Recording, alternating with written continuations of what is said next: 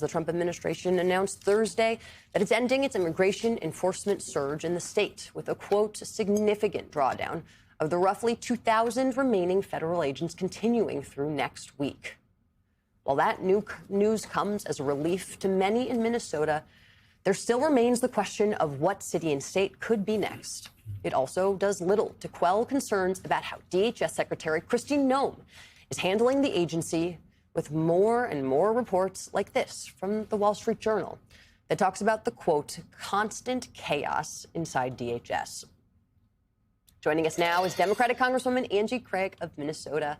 Congresswoman, thanks for joining us this morning. We really appreciate it.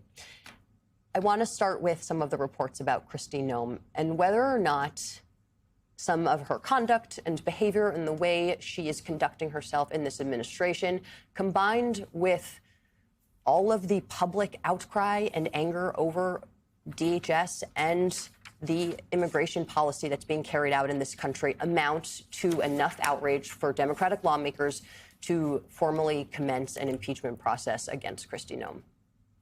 Well, I absolutely believe that Kristi Noem has committed impeachable offenses, and I'm leading the charge along with Robin Kelly, my colleague from Illinois, in calling for her impeachment. You are the head of an agency that is rogue and out of control in our communities. We saw that with the killing of Renee Good. We saw it with the killing of Alex Preddy. And frankly, we've seen it in the way in which the tactics that ICE has carried out their mission here in Minnesota over the course of these multiple weeks. So Kristi Noem needs to absolutely go. She needs to resign, be impeached. And by the way, she's really a detriment to this administration. And, you know, I believe that the buck stops at the top with Donald Trump, but Kristi Noem is carrying this out. And at the end of the day, this administration is out of control and she needs to go. Congresswoman, I have been talking to some of your colleagues about this kind of, one agency shutdown that we're currently in with DHS. Democrats have thrown out on the table the kinds of reforms they want to see at ICE and with CBP before you guys are willing to sign on and pass DHS funding. What I have gathered from my reporting is that you guys aren't interested in providing the Republicans an off-ramp here, that you believe that the public sentiment is on your side after seeing the shooting deaths of Alex Preddy and Renee Good, that at the end of the day, there are certain things that are worth holding the line and frankly, and crassly during an election year to make very clear to people where the party stands. Is that where you are as well, just not interested in providing Republicans an easy off-ramp and instead holding firm to these demands that the party has asked for? Well, I took an oath to the Constitution, not to the president. No, by the way, so did my Republican colleagues that I serve with every single day. And, I don't give a damn if it's an election year or if it's the start of this administration. At the end of the day, this administration is out of control. The reason you're seeing the American people turn against the administration is because the tactics they are using are not going after the worst of the worst in this country. The tactics they are using, and by the way, this weekend, I'm back in Minnesota from being in session last week, and they are still using tactics like racial profiling to pull people over. They've moved these mass groups of ICE agents sort of out of the limelight because public sentiment has gone so far against them and because Minnesotans stood up so fundamentally, but they are still racially profiling. And right now, we've been talking a lot about what we need them to change on the streets as they conduct their responsibilities. But your conversation about detention centers, I spent almost 3 hours on Friday at my office back here in Minnesota meeting with 3 individuals privately who had been held in those detention centers. And I tell you what, those demands for me, as I talk to more people who are experiencing the dehumanization of ICE and DHS, those demands are just growing. So Democrats need to hold the line. The Senate needs to hold the line. I will not forgive anyone who doesn't stand their ground at this moment in time. And I don't think the American people will either, regardless of whether it's an election year. Congresswoman, let me have you listen to what Border Czar Tom Homan had to say on Thursday about this drawdown of these federal agents. Watch this.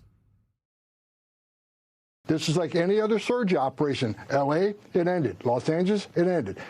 Charlotte, it ended. New Orleans, it ended. This is ending the surge, but we're not going away. And let me say this. Over 800 flights a day land in St. Paul, Minnesota. If we need to come back, we'll come back. And so, Congresswoman, when you hear language like that, should the American people believe for 1 minute that the celebrated and advertised drawdown of federal agents from Minneapolis, from Minnesota, is an actual thing?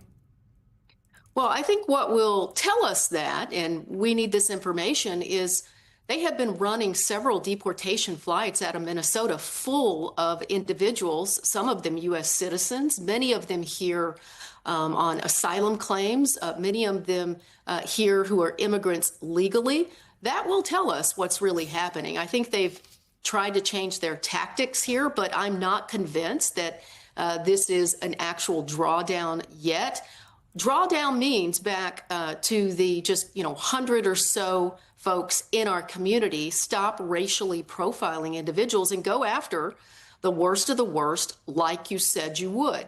The attacks on Black and brown people in Minnesota have been egregious. And at the end of the day, what they wanted out of Minnesota was for us to riot. I think this will go down in American history as one of the greatest examples of peaceful resistance from an entire community in 20-degree weather, which may be the record for the most worst conditions anyone has ever fought back from. So, look, whatever they do from now, we're going to be standing here in Minnesota to make sure that we stand up for our neighbors. And I just couldn't be more proud of a community, a state, than I am right now. I'm sure you mean 20 below, because it was cold in those multiple... Oh, I did. I'm so yeah, 20 below. Yeah. It was 30 below, actually. So there you go. Oh. Congresswoman, before we're out of time, I do want to ask you how long you think this shutdown's going to go, because I am hearing the exact same thing as my two esteemed co-hosts. And also this detail that the negotiating points that Democrats have put forth have actually come from within the caucus as opposed from the top down, as it might have come in during the Pelosi era, which to me, if I'm reading the tea leaves, it means this could go on indefinitely. But can you give us a time estimate here? I don't have a time estimate because, Republicans and the Trump administration are going to have to make real reforms.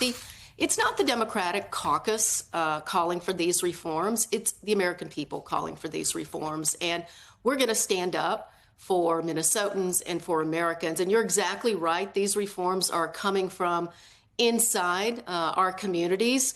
And I can say to leadership, thank you for listening to the Minnesotans who've been on the ground experiencing this, those us who've been on the front lines of this fight.